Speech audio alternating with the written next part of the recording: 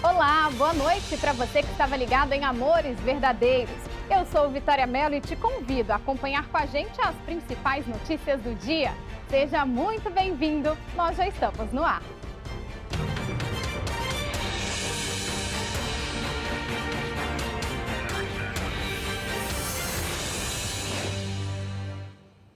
Uma reviravolta durante as buscas por Lázaro Barbosa em Girassol, distrito de Cocalzinho de Goiás. O criminoso teria contado com a ajuda de 2 homens para se alimentar e esconder da polícia. Os 2 foram presos. Vamos então lá para Girassol, porque o nosso repórter, o Paulo Vitor, o Tatuzinho, passou o dia por lá acompanhando todo esse trabalho, né, Tatuzinho? E conta pra gente agora, esses 2 já foram ouvidos em audiência de custódia, né? Boa noite para você. Oi, Vitória. Boa noite para você, a todos assistindo ao Jornal SBT Brasília, no DF e no entorno. Pois é, ontem houve a prisão desses 2 suspeitos, o Alain Caseiro, de 33 anos, o fazendeiro Elmi, de 74 anos, foram presos em flagrante, levados para a Central de Flagrantes em Águas Lindas de Goiás e de lá, da Central de Flagrantes, na parte da manhã, eles foram encaminhados aí para a cadeia pública de Águas Lindas de Goiás. Agora, no período da tarde, eles passaram por uma audiência de custódia, houve mudanças aí, depoimento dos 2. O fazendeiro de 74 anos, ele continua alegando que não deu abrigo para Lázaro Barbosa de Souza e que inclusive ajudou a polícia nos trabalhos de buscas aqui na região, bem próximo aqui onde nós estamos nesse cerco-bloqueio. Agora, com relação aí ao caseiro, ele fala que ele mudou o depoimento 2 vezes, inclusive disse que trabalha na casa há apenas 21 dias. Essas foram as novidades agora da tarde, espera-se aí o resultado dessa audiência de custódia com relação se alguém sai ou se fica de forma temporária até que a justiça decrete de fato uma prisão preventiva, tanto para o fazendeiro, bem como aí para esse caseiro. Os 2 que foram presos com munições e armas, isso ontem, inclusive houve toda uma movimentação desse aparato. Inclusive, aqui há pouco, o secretário de Segurança Pública de Goiás, Rodney Miranda, deixou aqui esse cerco desse perímetro de 10 quilômetros, onde a caçada continua aí nessas últimas 24 horas. A gente fez hoje uma matéria pela manhã, conversando com os moradores, principalmente para falarmos desse 17º dia de caçada a Lázaro Barbosa. Vamos ver. A prisão dos suspeitos de ajudarem Lázaro Barbosa de Souza na fuga durante esses 17 dias chamou a atenção do povoado de Girassol, que tem pouco mais de 15 mil moradores. O Adão é dono de supermercado e diz que conhece muito bem o fazendeiro Elmir Caetano, de 75 anos. Disse estar surpreso com a notícia. Era um cara conhecido, a gente jamais esperava que um cara igual ele fosse dar guarita pro bandido desse, entendeu? A gente ficou decepcionado aqui com a atitude dele. Você está achando dessa questão do Lázaro aí? Tem assustado vocês, moradores aqui da região? Polêmico, né, cara? Confusão danada na nossa cidadezinha pequena, né? Mas fazer o que? Entrega na mão de Deus, que Deus sabe o que faz, né? Mas o trabalho da Força Tarefa continua intenso. A PRF montou barreiras nos acessos às fazendas e chácaras da região, principalmente depois da prisão do fazendeiro e caseiro, suspeitos de ajudarem na fuga do maníaco de Ceilândia. Aqui na Força Tarefa continua o entra e sai de policiais e viaturas, que concentraram os trabalhos desses últimos dias num raio de 10 quilômetros quadrados, possíveis esconderijos onde possa estar Lázaro Barbosa de Souza. A equipe do SBT teve acesso ao relato da Polícia Militar sobre a prisão dos homens suspeitos de ajudar a esconder Lázaro Barbosa. E nesse relato, o caseiro conta uma história bem diferente do que disse na audiência de custódia agora à tarde. No documento, as informações são de que o criminoso dormia numa fazenda de Cocalzinho de Goiás há dias, fazendo refeições e com consentimento do dono da propriedade. Os dois homens apontados pela polícia de dar abrigo a Lázaro são Eumir Caetano, evangelista de 74 anos, dono de uma chácara em Girassol, e Alain Reis de Santana, de 33 anos, caseiro da propriedade. O local passou a ser monitorado na quarta-feira, depois de, segundo policiais, o dono ter negado acesso à casa. No dia seguinte, o caseiro teria confirmado aos PMs que Lázaro Barbosa estava lá. Nesse momento, um cão farejador da PM identificou o cheiro de Lázaro e, segundo policiais, confirmou que o bandido realmente esteve no local, mas fugiu para a mata em direção a um córrego. Na delegacia de Cocalzinho de Goiás, policiais contaram que Alain afirmou que Lázaro vinha pernoitando na fazenda há mais de 5 dias, que o viu por diversas vezes, inclusive portando uma espingarda e um telefone, que Lázaro estava dormindo e fazendo refeições, almoço e jantar diariamente na sede da fazenda, com o consentimento do proprietário Eumir Caetano. A PM relatou ainda que o caseiro contou já ter ouvido o dono da chácara gritando em direção à mata: "Vem almoçar, Lázaro, a porta vai ficar aberta." E que Lázaro chegou nos primeiros dias à residência com a perna machucada, mas que atualmente está em boas condições de saúde, pois está sendo apoiado por Eumir Caetano. Relatou também, de acordo com o boletim de ocorrência, que Eumir Caetano deixava as portas da casa abertas no período noturno para que Lázaro Barbosa pudesse entrar livremente. À noite, após o caseiro ser detido, Eumir Caetano chegou na residência, quando também foi abordado pelos policiais. Durante essa operação, foram apreendidas armas e bastante munição. Em coletiva, o secretário de Segurança Pública de Goiás disse que Eumir e Alain admitiram ter ajudado Lázaro. Eles estão sendo autuados tanto pelo porte ilegal de armas como facilitação da fuga. Os dois confirmaram que ele estava realmente lá, que ele passou as últimas noites lá. O advogado que representa Eumir e o caseiro da chácara nega que eles tenham ajudado Lázaro a se esconder da polícia. O seu Eumir, ele diz que é inverídico e só viu Lázaro pela televisão. O seu Eumir é um senhor de 75 anos, a qual acabou de se recuperar de uma cirurgia de câncer, ele tem um problema no esôfago, ele tem diabetes. No momento do seu depoimento, ele falou palavras desconexas, sem nexo algum. Então, eu acho difícil o seu Eumir estar envolvido nessa situação. E vamos voltar a Girassol. Quem também está acompanhando mais um dia de buscas é a equipe da TV Serra Dourada do SBT de Goiânia. Rosane Ferraz, bem-vinda, obrigada pela participação aqui no Jornal com a gente. Conta pra gente qual é a situação nesse momento por aí. Boa noite para você. Boa noite, então nossa equipe está em uma estrada vicinal aqui no distrito de Girassol, bem nesse bloqueio aqui da polícia que dá acesso aí a várias chácaras da região e também a propriedade daquele fazendeiro que foi preso. A movimentação foi muito intensa durante todo o dia, com destino para essa propriedade, né? Muitos policiais, a movimentação de viaturas foi realmente muito intensa. No final do dia, o secretário de Segurança Pública, Rodney Miranda, passou por aqui, ele retornou há pouco e não falou com os jornalistas, né? Hoje nós tivemos um dia até movimentado em relação à audiência de custódia, tanto do fazendeiro como do caseiro. O secretário ainda não deu posição, se deve falar sobre as investigações desta sexta-feira, viu? Mas neste momento a situação parece um pouco mais tranquila. Nós percebemos que várias viaturas retornaram, muitos policiais. Ainda dá para perceber também que vários veículos passam por aqui, todos que passam são parados e é feita uma vistoria detalhada nesses veículos, nesse 17º dia de buscas. Fato é que Lázaro Barbosa ainda não foi preso. Eu volto com você. Obrigada, Rosane, pelas informações. Daqui a pouco a gente volta lá para Girassol. Vamos para o intervalo. Nosso jornal volta já.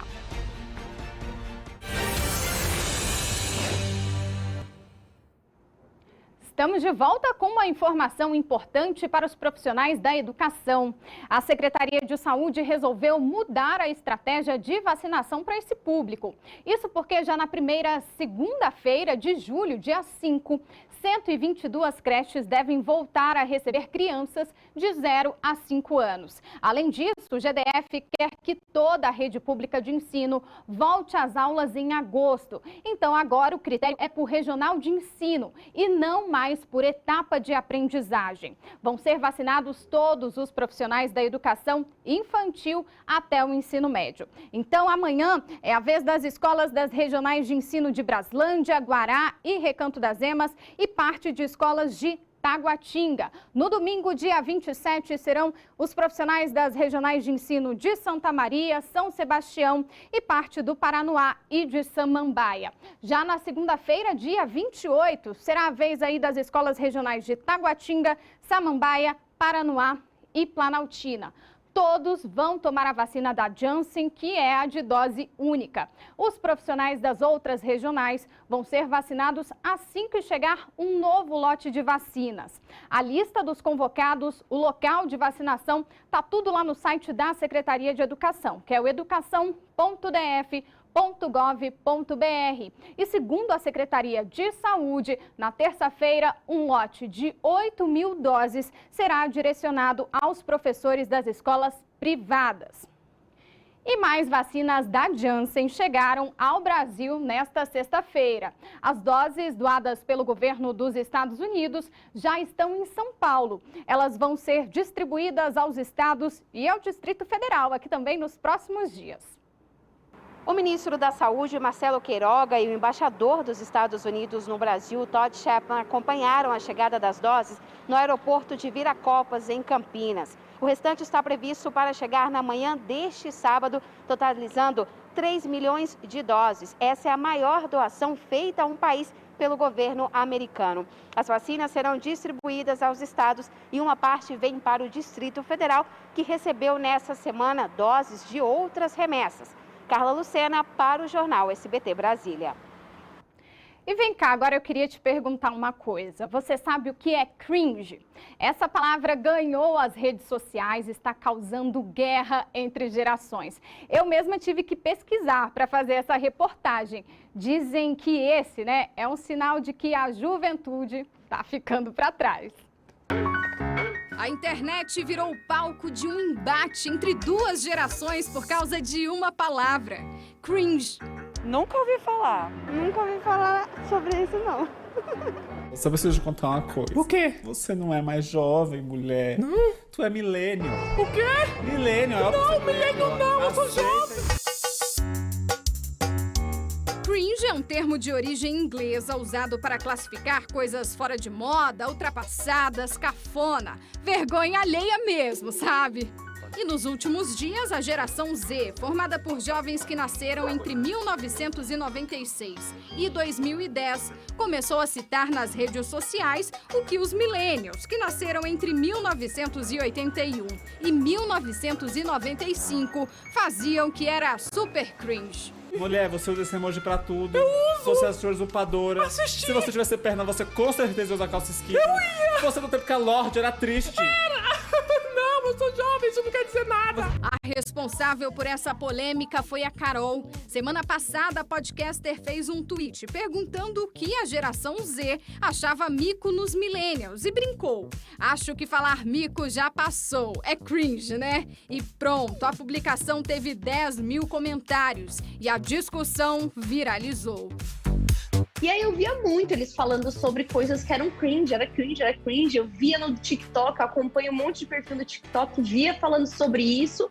E como no meu público, fazendo os podcasts, a presença no Twitter já há muitos anos, tem gente que é da geração Z me acompanhando, eu falei, bom, eu vou fazer então a pergunta para eles, que eu sei que estão ali, que a gente pode ter uma conversa. Aqui estão algumas coisas que a geração Z considera cringe. Disney, cafona. Harry Potter, nem se fala. Até o café virou coisa de millennial. E boleto não paga mais? Falando nisso, hashtag partiu trabalho. A Mel, geração Z no auge dos seus 18 anos, explica por que falar sobre boletos é coisa do passado. Eu acho muito estranho quem ainda usa boleto, sendo que tem Pix, sabe? A gente, assim, eu pago boleto em casos extremos, assim, sabe? Quando o site só aceita boleto. Mas eu acho que o negócio agora é Pix, sabe? Acho que, nossa, lugar que fala que aceita dinheiro. Eu acho que dinheiro também já tá se tornando cringe, sabe? Diferenças entre gerações. A gente tem a característica de tudo virar um ritual, principalmente depois da pandemia. Ai, vou fazer skincare, é o ritual. Vou tomar um café, porque eu vou moer o café, porque eu vou passar o café, porque eu conheço sobre café. Ritualizar várias coisas que pra eles não, eles são adolescentes, eles estão só vivendo as coisas. Quer um café? Não. Tá bom. Não! O quê? Não bebe esse café. Por quê? É cringe. Acho que o mais cancelado é o pessoal que já tá lá, que assim, não aceita que tá velho, sabe? Eu acho que esse é o mais cringe, assim, o mais cancelado. Tipo, gente, aceita, você cresceu, sabe? Aí a pessoa tá lá e acha que tá jovem. Eu sou jovem. Quem vai tirar isso de mim? Eu sou jovem. Bom, eu no meu auge dos 30 anos também achava que eu estava jovem, mas depois dessa reportagem é o hashtag aceita que dói menos, né? E daqui a pouco a gente volta ao vivo ao distrito de Girassol com as últimas informações sobre as buscas por Lázaro Barbosa. Não sai daí.